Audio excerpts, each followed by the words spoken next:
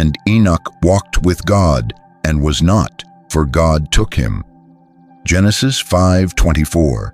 Before the flood, before Babel, before the nations scattered to the winds, there lived a man whose footsteps echoed in the silence of heaven, Enoch, the man who walked with God. His was not a life of grandeur or thrones, but of quiet revelation. He lived in the shadowed days when the sons of men had begun to turn their hearts from their Maker, and the earth groaned beneath the weight of violence. Yet amidst that darkness, a light still burned, one soul that dared to listen when heaven whispered. Each dawn, as the mists lifted over the ancient valleys, Enoch would walk alone, his staff pressed into the damp earth, his eyes fixed upon the unseen.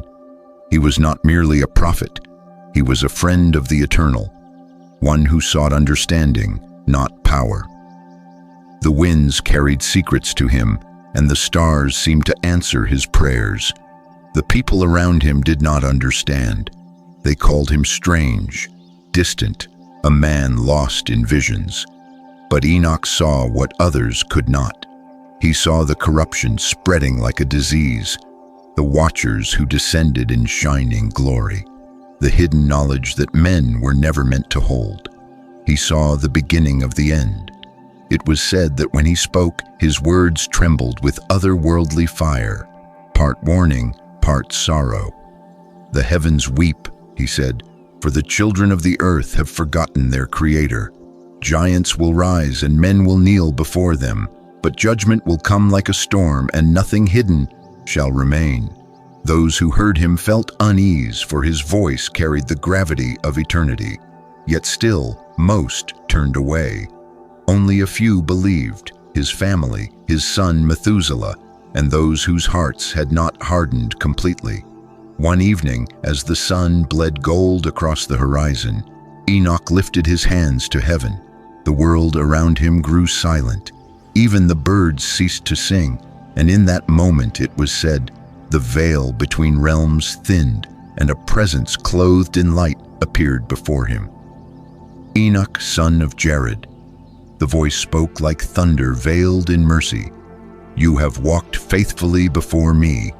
Behold, I will show you things hidden from the sons of men, the mysteries of creation and the fate of the fallen. Enoch fell to his knees. His heart trembled not in fear, but in awe. The heavens opened and a brightness, unlike any earthly flame, enveloped him. From that day forward, Enoch's eyes were not the same.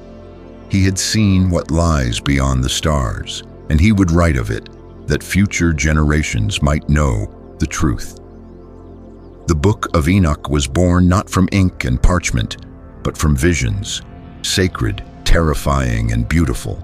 It spoke of angels who rebelled, of giants who corrupted the earth, and of a God who would one day cleanse creation with fire and flood. But as the centuries passed, those prophecies were buried, hidden, suppressed, or forgotten. Some say it was to protect mankind from truths too heavy to bear. Others say it was the work of powers that wished to keep men blind. Yet Enoch's words still whisper through time, and those who seek them with a pure heart may yet hear the echo of his walk with God. For the secrets of heaven were shown unto me, and I beheld the watchers in their rebellion. The Book of Enoch 6:1. The days of peace upon the earth began to fade like the morning mist. Humanity multiplied and filled the valleys and mountains, building cities, crafting tools, singing songs beneath the stars. Yet unseen eyes watched from above, the watchers, the sons of heaven who had been appointed to guide and protect mankind. They were radiant once, beings of light who knew the boundaries set by the Almighty, but desire took root among them. The beauty of the daughters of men stirred something forbidden, something ancient within their hearts, and from that spark, rebellion was born. Enoch wrote that it began on the slopes of Mount Hermon, where 200 descended in a blaze of brightness that turned to shadow.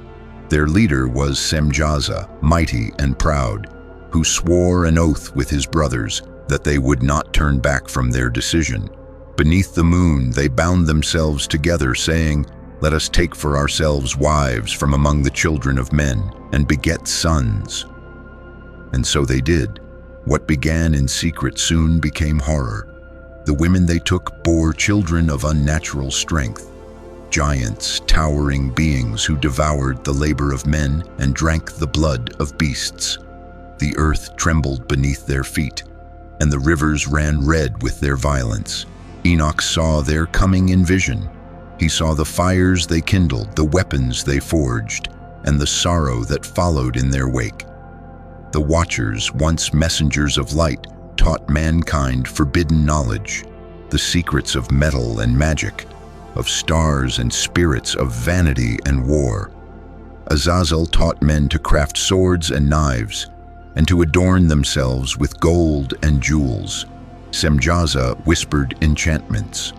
Barachiel revealed the signs of the lightning, and Kokabiel the secrets of the constellations. Each gift brought power and ruin. And God looked upon the earth and saw that it was corrupted through and through. Enoch was taken up again in spirit, lifted beyond the clouds, and shown the councils of heaven. There he saw the holy ones mourning. He beheld the tears of Michael and Gabriel as they watched the world drown in its own knowledge. Then the voice of the Almighty thundered through the heavens. The earth cries out because of the blood of her children. The Watchers who descended have defiled my creation. Their offspring shall be destroyed, and their fathers shall be bound until the day of judgment.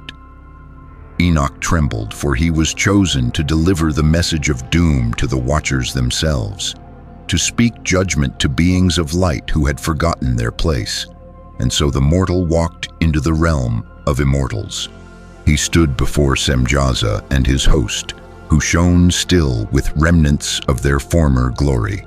But their eyes, once pure, now burned with anguish. Enoch spoke the words given to him by God. "You sought flesh, though you were spirit. You have made known mysteries that should have remained in heaven. There shall be no peace for you, nor for your sons. The flood shall wipe your legacy from the earth." The Watchers fell silent. The ground quaked with their grief. And Enoch, weary and afraid, turned back toward the world of men, his heart heavy with the weight of divine judgment. From that day he would write not of beauty alone, but of wrath, mercy, and the long road to redemption. For the prophecies of Enoch were not only about fallen angels, they were about us.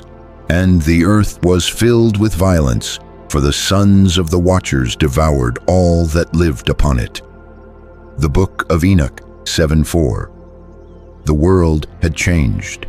What once breathed with harmony, green fields, gentle winds, rivers whispering under heaven's gaze, now trembled beneath the weight of beings born of rebellion. The children of the Watchers and the daughters of men, the Nephilim, grew vast and cruel, their appetites endless. They devoured the harvests of villages, the flocks of shepherds, and soon even mankind itself. Wherever they walked, the land turned barren. The forests, once alive with song, fell silent. The sky dimmed, as if mourning creation's defilement. And among the cries of the suffering, a single voice rose to heaven, not of anger, but of sorrow. It was Enoch. He had seen too much to remain silent. He had seen mothers burying their children, fathers vanishing into the wilderness in search of food, and priests weeping at shattered altars. Enoch lifted his face to the heavens and cried out, "O Lord, the blood of the innocent cries from the ground. Will you not have mercy upon the sons of Adam? The earth groans beneath the weight of its corruption." And in that moment, the heavens answered. The archangels descended, Michael, Gabriel, Raphael, and Uriel, radiant as fire, their presence shaking the mountains. Enoch fell on his face before them, trembling. The air itself burned with holiness. Michael spoke first, his voice like thunder rolling across eternity. "Enoch, son of Jared, scribe of righteousness, rise. for your prayers have reached the Most High. The time of judgment approaches. Then Uriel, the guardian of wisdom, drew near. Write the things that you see, for the generations to come must know why heaven wept. And Enoch's eyes were opened once more. He saw the watchers, those once glorious beings, bound in grief, watching the devastation their children had wrought. They pleaded with Enoch, begging him to intercede for them before God. "We did not know," they cried. "We wished only to share our light, but darkness took root instead." But Enoch knew the truth. They had chosen pride over obedience, knowledge over wisdom, desire over duty. When Enoch carried their petition to the throne of God, the answer came swift and unyielding. "No mercy shall be given. You shall behold the destruction of your sons, and you yourselves shall be bound until the great day of judgment." The words echoed through heaven like a storm. Then Enoch was shown the fate of the giants. He saw the great flood of waters rising, consuming the lands, washing away the corruption of the earth. He saw Noah, righteous and untainted, chosen to preserve life. And he saw, in the distance of time, the promise of renewal. Yet even amid visions of doom, Enoch's heart remained filled with compassion. He wrote not merely of wrath, but of warning, that power without obedience brings ruin, that wisdom without humility becomes corruption. And as the sun set upon the desolate valleys, Enoch whispered to those who still listened, "The fall of the watchers was not only the fall of angels, but the mirror of man's own heart. For the same pride that bound them lurks within us all." He closed his scroll, sealing the vision with tears, for he knew this was only the beginning. "And I was taken to a place of deep darkness, where the stars did not shine and the winds of judgment howled without rest." The Book of Enoch 10:4. When Enoch was lifted once again by the hand of the Spirit, he did not rise into the light of the heavens. He descended. The air grew heavy, the brilliance of the stars faded, and a cold silence filled the vastness around him. Before him opened a realm of shadows, a place where even angels feared to look. Uriel walked beside him, his countenance grave. "This," the archangel said, "is the prison of the watchers, those who turned from their first estate. Here they await the day when judgment will be complete. The walls of that abyss were not of stone, but of darkness itself, pulsing, alive, binding. From its depths came the faint sound of lamentations, voices like thunder muffled beneath oceans of shadow. Enoch peered into the gloom and saw forms, vast and radiant once, now dimmed and twisted.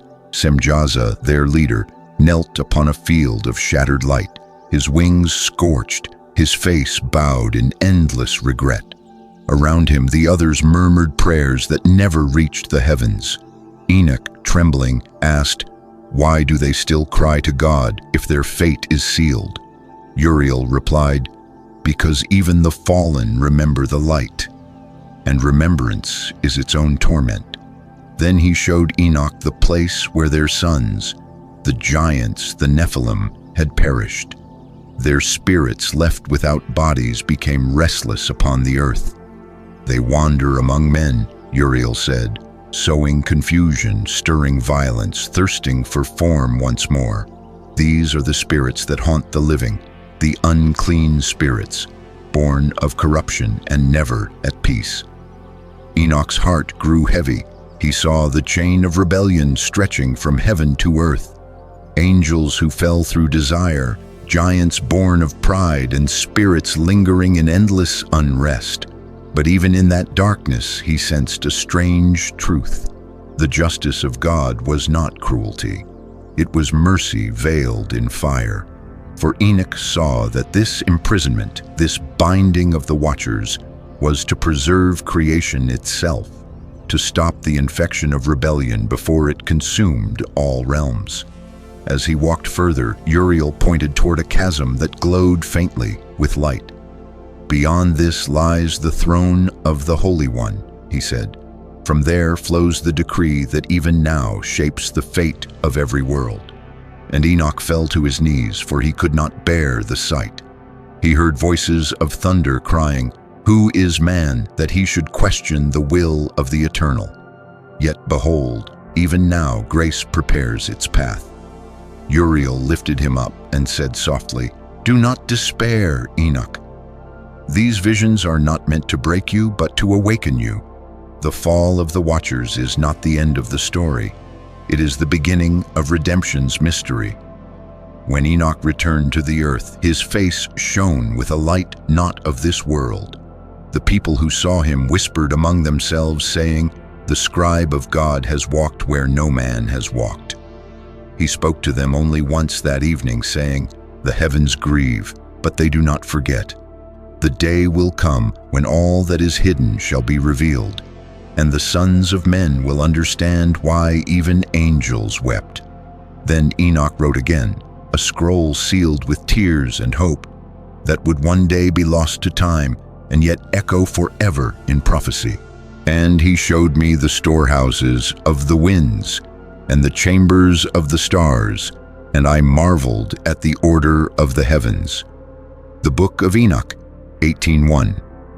After witnessing the prison of the fallen Watchers, Enoch was again lifted by the hand of the Spirit. This time, the heavens opened in their fullness. The sky stretched like a vast ocean of sapphire, each star a burning jewel, suspended in perfect harmony. "Behold," said Uriel, "the chambers of the stars and the winds, where creation obeys the decree of the Most High. Every breath of wind, every flicker of starlight is accounted for and guided." Enoch's eyes traced the constellations as they moved, not randomly, but with precise choreography. He saw the paths of the sun and moon, the circuits of planets, and the orbits of countless celestial bodies. Each had a purpose, a role in the great unfolding of time. Uriel gestured toward a series of vaults, vast and luminous. "These are the storehouses of the winds. When God wills, he releases them upon the earth, to bring rain, to cleanse the land, to signal change. The winds obey orders that are written before time began." Enoch listened intently as the archangel described the function of each wind, each star, and each heavenly body. There was the east wind that carried seeds and brought harvest, the south wind that brought warmth and sustenance, the north wind that tested the strength of men and nations, and the west wind that carried both cleansing and warning. Enoch's heart was filled with awe. He realized that what men called chance, storms, and the passage of seasons was no accident. All were threads in a tapestry of divine orchestration. Then Uriel led him to a chamber where the stars themselves were stored. Each star was a vessel of time, a marker of events that must come to pass. Some glowed with the promise of life, others dimmed with sorrow, holding the weight of judgment yet to descend upon the earth. "You will see, Enoch," said Uriel, "how these heavenly signs correspond to events below: the rise and fall of kings, the triumph and destruction of nations, the coming of messengers, and the renewal of hearts." Enoch felt a deep stirring within him. The heavens were alive, yet they were not distant. Every movement, every signal had meaning for the children of men. He began to see patterns, cycles of prosperity and calamity, the rise of pride and the fall of humility, the echoes of divine justice and mercy intertwined. Uriel then revealed the portion that troubled Enoch most, a vision of the coming flood of judgment, a reckoning that would test humanity's resolve. The waters were not mere punishment but a purification, a way to reset the course of creation for those willing to heed the warnings. Yet even within this forewarning there was hope. Enoch saw the righteous remnant, those whose hearts remained aligned with the will of God. They were shielded not by might, but by faithfulness, understanding, and obedience. Their preservation was proof that even amidst the storms of judgment, mercy endured. The archangel spoke gently, "You are to write what you see, Enoch. Let these prophecies guide the hearts of men. The stars and winds will serve as signs. The knowledge you record will illuminate the path of righteousness for those who seek it." Enoch fell to his knees and began to inscribe the visions. Every star, every wind, every signal of divine order he committed to scrolls, knowing that future generations would read them and find both warning and encouragement. When he finished, he looked again upon the endless sky and understood a secret of creation. The cosmos itself is a message, a living testament to the balance of justice and mercy, warning and hope. As the light of the heavens reflected in his eyes, Enoch realized the weight of his mission. He was no longer just a man among men. He was the bearer of knowledge, a witness to mysteries that could shape the destinies of nations. And he led me down into the valleys, and I saw the earth as it was, and as it would be, and my heart trembled at what I beheld. The Book of Enoch 21:1. Enoch descended from the luminous heavens into the deep valleys of the earth, his spirit guided by the unwavering hand of Uriel. The air was thick with silence, yet every shadow and whisper seemed charged with meaning. Here, far from the celestial heights, he would see the hidden workings of humanity, both its corruption and its potential for renewal. The first valley they entered was marred by ruin. Once fertile lands lay barren, and the remnants of settlements hinted at lives disrupted by pride and greed. Enoch observed the consequences of choices unchecked by conscience. Men and women had turned to selfish gain, their hearts hardened, and in doing so, had disrupted the delicate balance that God had established. "See, Enoch," Uriel said, his voice low yet firm. "The influence of the fallen watchers reaches even here. They have taught humankind secrets that are not meant for corruption, metals to create weapons, charms to manipulate, knowledge to dominate rather than serve. These gifts, perverted, bring destruction." Enoch's gaze fell upon the scattered descendants of these corrupted teachings. There were families torn by envy, cities divided by strife, and individuals consumed by arrogance. Each act of defiance against divine wisdom was a thread in a tapestry of chaos that spread wider with every generation. Yet, even amidst the devastation, Enoch saw sparks of hope. In hidden groves and quiet streams, small communities thrived in simplicity, living in alignment with the laws of righteousness. They tilled the land with care, shared their resources without greed, and honored the Creator in their daily routines. These were the seeds of the future, the remnant that would survive the trials to come. Uriel guided him further into the valleys, showing him secret chambers where the fallen watchers had once gathered in arrogance. Here lay inscriptions, strange artifacts, and remnants of knowledge misused. "Take note, Enoch," Uriel instructed, "for these are warnings. Men who embrace such knowledge without wisdom will repeat the sins of the watchers. Yet knowledge itself is not evil. Its use defines its moral weight." Enoch touched one of the artifacts, a metallic tablet etched with symbols and diagrams, and felt the weight of its history. The wisdom it contained could elevate humanity, yet misapplied, it became a weapon of pride. He understood that his role was not only to warn, but to illuminate the path of correct understanding, so that these potent gifts might nurture rather than destroy. As they moved through the valleys, Enoch witnessed visions of natural disasters, wars, and famines that had yet to unfold. These were not certainties, but possibilities, outcomes contingent upon human choice. The earth itself seemed to breathe in response to human action. Rivers swelled or receded, forests thrived or withered, and the cries of animals mirrored the imbalance in human hearts. Yet there was a striking pattern amidst the turmoil. Where faith, humility, and compassion were present, the land responded with abundance. Valleys once barren began to bloom where the righteous labored, and waters flowed steadily where communities acted in harmony with divine principles. Enoch realized that human stewardship, guided by divine wisdom, could restore even the most desolate places. Uriel spoke again. "This is the balance of creation, Enoch. The earth responds to those who honor it with understanding and care. The fallen have sown chaos, but you will bear messages that can restore the hearts of men and the lands they inhabit. Each act of righteousness echoes through valleys and mountains, shaping destiny in ways unseen." Enoch's heart swelled with both sorrow and hope. He saw the depth of humanity's capacity for corruption, but also the immense potential for renewal. The valleys were a mirror of the soul of mankind, fragile yet resilient, capable of both profound destruction and remarkable restoration.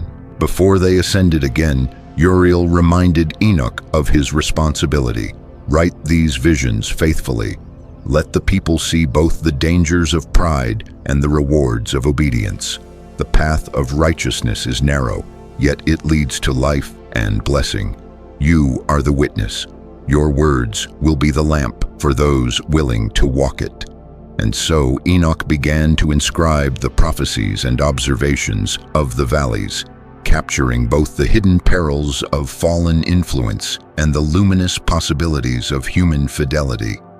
Each word he wrote carried the weight of the mountains, the whispers of the streams, and the pulse of the land itself. "And I saw the secrets of the heavens and the schemes of the fallen, and my soul trembled at their cunning, yet hope remained for those who walk in the light." The Book of Enoch, 23:4. As Enoch ascended from the valleys under Uriel's watchful guidance, the air shimmered with celestial light. He could feel the weight of unseen forces pressing upon the earth, the lingering influence of the fallen watchers that had corrupted human hearts and minds. These beings, once heavenly sentinels, had rebelled against divine order, teaching secrets that humankind was not yet prepared to wield. Yet their cunning was not merely in the gifts they bestowed. It lay in the subtle manipulation of human desire, the way pride and curiosity were turned against the moral good. Enoch beheld visions of the Watcher's lingering presence across the lands. In certain cities, merchants hoarded knowledge and wealth, wielding them to dominate rather than serve. In distant villages, weapons forged from celestial designs were misused, spreading fear and conflict. Enoch saw how easily humans could be seduced by power, mistaking cleverness for righteousness. Uriel spoke, "The fallen left behind traps for the unwary. They do not act openly. Their influence persists in human ambition, in desires untempered by humility. Yet their works are not beyond redemption. The heart that seeks understanding and walks in obedience can transform even the knowledge of the Watchers into blessings rather than curses." Enoch's vision then shifted to a series of hidden enclaves where remnants of the fallen Watchers congregated spiritually. They whispered among themselves, plotting subtle deceptions, but they could not act without human complicity. Every trick, every shadow of temptation required someone to accept it. This revelation weighed heavily on Enoch. Evil, he realized, was often the product of collaboration between heavenly corruption and human choice. Yet, amidst the shadows, beams of light pierced through. Enoch witnessed righteous men and women uncovering these subtle snares, guiding communities away from pride and selfishness. He saw teachers passing on wisdom with care, farmers cultivating the land with respect for divine order, and families instilling integrity in their children. The collective vigilance of those who walked in righteousness formed an invisible shield across the earth. Uriel led him further, showing celestial registers, records of human deeds, both noble and corrupt. "Every act is known, Enoch," he said. "Nothing escapes the watchful eyes of the Creator. The fallen may sow deception, but righteousness endures and is accounted for. Your role is to reveal the paths of wisdom so that humans may choose rightly." Then came the vision of Enoch's own mission. He saw himself standing before future generations, teaching them about the Watcher's misdeeds, warning of the dangers of knowledge untempered by morality, and showing the promise of restoration through obedience and humility. The images were vivid: children learning to discern truth from deception, communities harmonizing with the rhythms of the earth, and leaders making decisions guided by divine insight rather than self-interest. Enoch felt both awe and urgency. The messages he was to carry were not merely warnings, they were instructions for shaping a civilization resilient to corruption. "Teach them," Uriel urged, "so that they may inherit the earth with understanding. Let knowledge serve righteousness, and let every generation learn to balance curiosity with obedience, skill with conscience." As the heavenly light enveloped him, Enoch's mind expanded. He began to perceive how the influence of the Watchers could be repurposed. Metals, mathematics, astronomy, and secret arts. All could be used for creation rather than destruction, for blessing rather than harm. The same knowledge that had caused suffering could be a source of prosperity and enlightenment if guided by wisdom. Uriel concluded, "The path is not simple. Temptation will never cease, and the fallen will seek footholds wherever human hearts waver. But every choice for righteousness strengthens the world. You, Enoch, are the messenger, the guide, and the scribe. Through your words, the balance of heaven and earth may be understood by those who would walk faithfully." Enoch's heart swelled with both reverence and determination. He realized that his journey was not merely to witness the corruption, but to participate actively in shaping human destiny, to transmit understanding, to warn, and to inspire hope. The weight of this responsibility pressed upon him, yet he felt the power of divine guidance sustaining him. As the celestial light began to fade and he descended closer to the earth, Enoch prepared to document all he had witnessed, knowing that the lost prophecies must endure for generations to come. The veil between heaven and earth, between temptation and righteousness, between despair and hope, was thin, and through it he would carry the wisdom necessary for humanity's survival. "And the Lord shall execute judgment upon the angels who fell, and the earth shall remember their corruption, yet the faithful shall be uplifted in the light of understanding." The Book of Enoch 32:7. Enoch descended slowly through the layers of vision, his mind still resonating with the celestial instructions and warnings Uriel had imparted. Now the atmosphere shifted. He saw not only the lingering influence of the fallen Watchers, but also the imminent reckoning prepared for them. The heavens opened in ways that were both terrifying and awe-inspiring. Celestial registers expanded, revealing chains of cause and effect stretching across time, linking the deeds of angels and humans alike to the consequences that would unfold across generations. Uriel spoke again. "Enoch, the judgment of the Watchers is not immediate, but it is certain. Their pride and their corruption have caused suffering that cannot remain unaccounted. Yet the purpose of this judgment is not merely punishment, it is restoration. The earth must be cleansed, and humanity given the opportunity to walk in wisdom." Enoch witnessed scenes of the Watchers themselves, once radiant beings now trapped in the shadows of their own rebellion. Their voices, once harmonious, were twisted into murmurs of regret and plotting. Some sought to influence humans subtly, to continue their deceit through inventions, teachings, and half-truths. Others had fallen so deeply into despair that even their thoughts were a tangle of self-recrimination. But amid this cosmic drama, Enoch saw sparks of hope. He perceived human figures chosen by God, whose understanding and actions countered the influence of the fallen. Priests, prophets, and righteous leaders acted as beacons, illuminating the path toward restoration. Communities that nurtured these values, that aligned themselves with divine principles, became sanctuaries where the influence of corruption could not take root. Enoch's vision then shifted to a symbolic depiction of judgment. The earth itself seemed to respond, as if alive to the moral balance of its inhabitants. Mountains trembled under the weight of injustice, rivers rose with the flow of human suffering, and yet fields blossomed where righteous choices prevailed. Each act of virtue, however small, resonated through creation, reinforcing the promise of justice. Uriel explained, "The judgment you see is both literal and metaphorical. The Watcher's punishment will occur in the appointed time, but the ripples of their corruption are addressed through human discernment and action. Every time a man chooses humility over pride, mercy over cruelty, obedience over arrogance, the power of the fallen is diminished." Enoch saw visions of cities and settlements where people had learned to resist the allure of forbidden knowledge.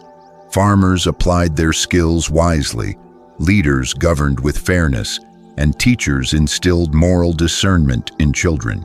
These were the human responses that, together with divine oversight, counterbalanced the schemes of the Watchers.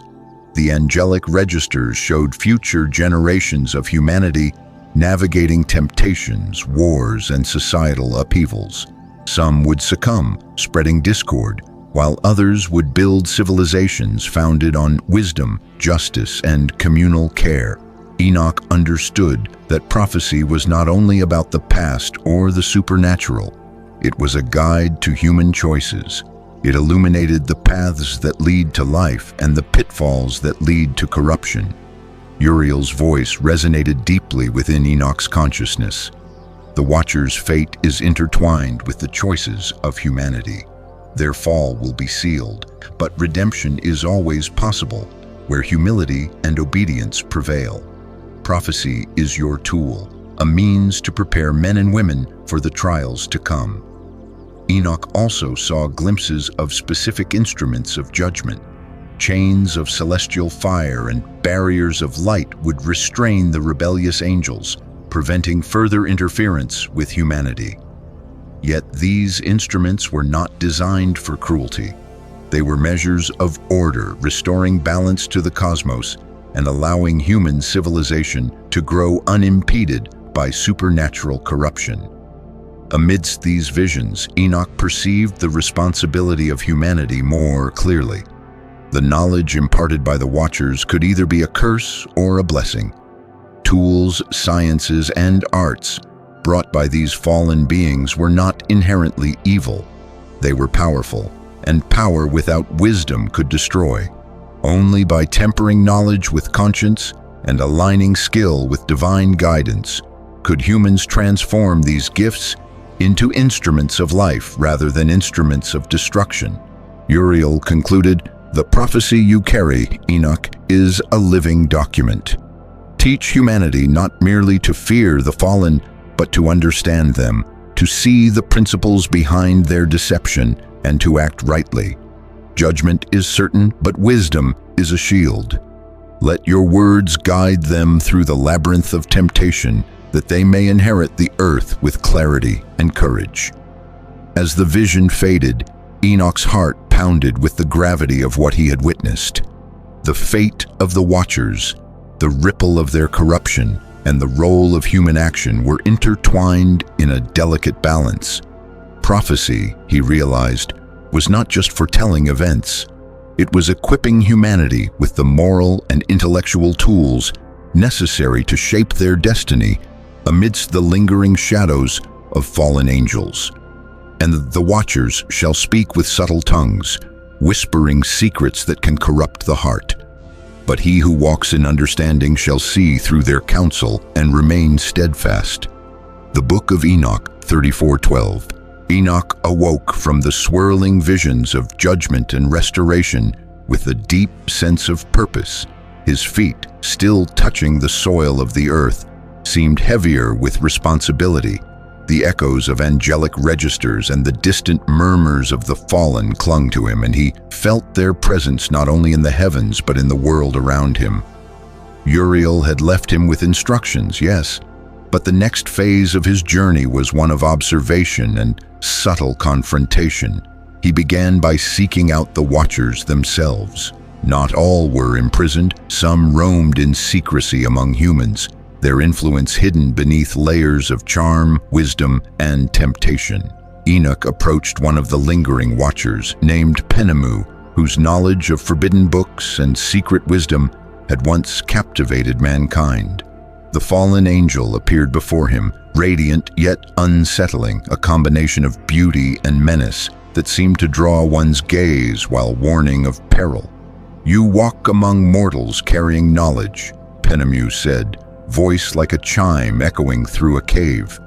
"Do you intend to instruct them, to reveal truths that were never meant for their hands?" Enoch, unafraid, replied, "I carry understanding, not fear. The truths you offer may be known, but their use must align with righteousness, lest they corrupt what is good." The Watcher's eyes flickered with something like regret, yet arrogance persisted. "Mortals are fragile," Penemu whispered. "They stumble at the smallest shadow. Yet even in their fragility, they hunger for power, for secrets that elevate them above their own nature. Do you intend to chain me, to prevent their growth?" Enoch raised his hand, calm but resolute. "Growth must be measured by wisdom, not by ambition or pride. Your gifts can teach, but they must not dominate. They must serve life, not temptation." This exchange revealed a profound truth. The fallen angels, while capable of tremendous insight, were motivated by their own desire for control and influence. Their intentions were rarely purely malevolent. They sought admiration, obedience, and the shaping of humanity according to their own designs. Yet within that very drive lay vulnerability. Enoch understood that the key to countering the Watcher's influence lay not in confronting them with force, but in educating humans to recognize manipulation, to see the hidden strings behind alluring knowledge. He observed Penemu teaching a human scholar secretly. The angel's lessons were subtle, delivered in fragments of poetry, science, and philosophy. To the human eye, these were brilliant insights, but Enoch perceived hidden distortions, knowledge twisted to feed ego, pride, or greed. Enoch realized that many calamities of the world, from the abuse of technology to the corruption of rulers, were traceable to these subtle manipulations.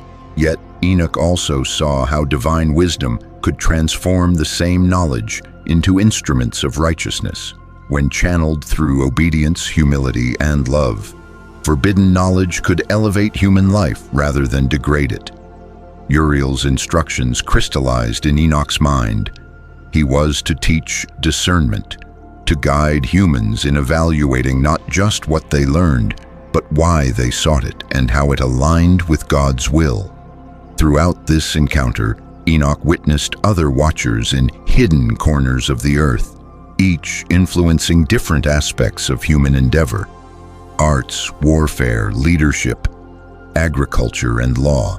Some sought subtle domination through ideas, others corrupted emotions, instigating envy, pride, or despair.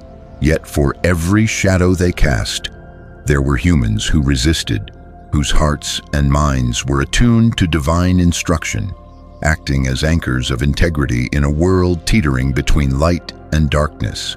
Enoch realized that the conflict between the fallen angels and humanity was not one-sided.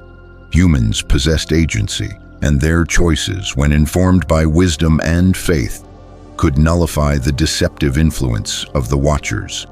This was not merely a story of supernatural beings, but a blueprint for moral vigilance, a guide to navigating the entanglement of temptation, knowledge, and conscience. Uriel's voice echoed again. "Enoch, the human race is entrusted with discernment. Knowledge without virtue is a snare. Virtue without knowledge is incomplete. The task before you is to illuminate both paths. Show them the danger of untested wisdom, but also the promise when knowledge is wedded to righteousness. As Enoch continued his observations, he documented each interaction, each subtle temptation, and each moment of human choice. These became the seeds of prophecy, lessons not only about angels and their fall, but about the interplay of power, knowledge, and morality that would shape human history for generations. By the time night fell, Enoch had returned to his dwelling, burdened yet inspired. He understood that teaching humans to resist manipulation, to evaluate hidden motives, and to cultivate inner wisdom was the most profound mission he could undertake. The Watchers could influence events, but they could not command the hearts of those who walked in understanding. And the Lord said, "The sons of men shall receive instruction, and those who walk in righteousness shall shine in the light of eternity. But the fallen shall be bound, and their counsel shall be rendered powerless." The Book of Enoch, 41:7. The night was still, yet the air seemed charged with anticipation. Enoch sat quietly, meditating on the lessons he had observed among the Watchers and their human counterparts. He now understood that the true battleground was not in open conflict, but in the subtle shaping of hearts and minds. The fallen angels had spread knowledge, some magnificent, some dangerous, but the manner of its reception by humanity determined its outcome. Uriel appeared once more, this time with a radiant presence that illuminated the darkness around Enoch. "The time has come," he said, "to instruct you in the method by which mankind will be preserved and guided. The knowledge that comes from fallen sources must be discerned, tested, and refined through virtue and obedience." Enoch listened intently, realizing that his role was not only observational, but active. He was to become a teacher and a guide, transmitting wisdom that would empower humans to recognize deception, cultivate discernment, and align their lives with divine purpose. Uriel's instruction was meticulous. First, Enoch was to identify the key areas of influence the Watchers had corrupted: science, arts, leadership, and human relationships. In each sphere, he would highlight the principles of righteousness and balance, showing humans how knowledge could serve life rather than domination. Enoch would provide moral anchors alongside intellectual insight, ensuring that the lessons were inseparable from virtue. Second, he was to emphasize the importance of vigilance. The fallen angels would not cease their subtle manipulations. Humans needed to cultivate inner awareness, critical thinking, and humility. Only by recognizing their own limitations and acknowledging divine guidance could they resist the allure of pride and ambition that the Watchers offered. Third, Enoch was tasked with establishing networks of mentors, humans who could guide others in applying wisdom ethically. These mentors would serve as beacons, examples of disciplined thought and moral integrity, counteracting the allure of forbidden knowledge with the light of practical righteousness.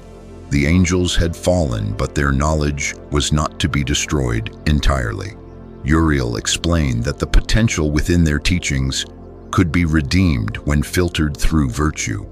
Mathematics, astronomy, art, and strategy all could be applied to serve humanity's flourishing if understood in proper context and with a foundation of humility and service.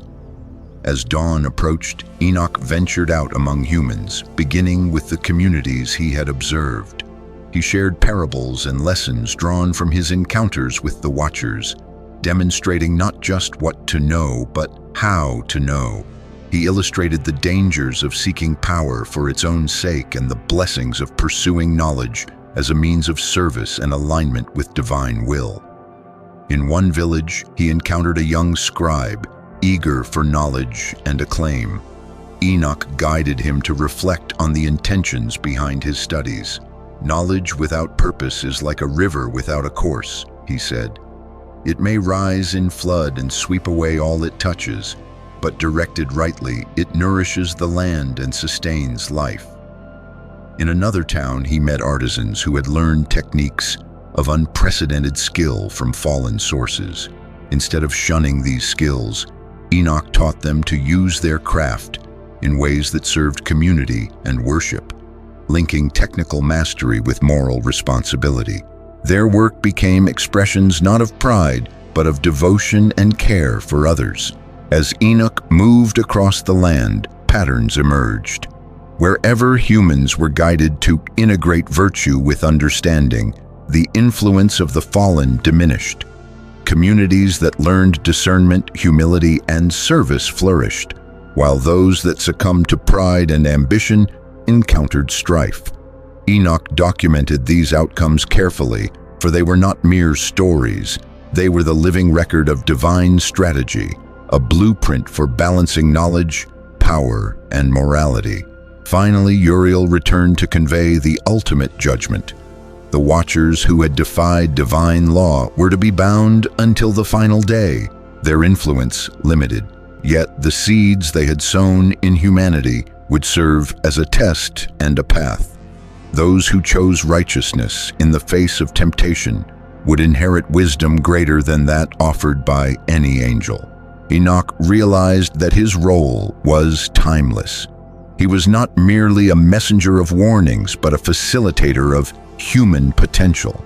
By teaching discernment and ethical application of knowledge, he would ensure that humanity could navigate a world filled with both light and shadow.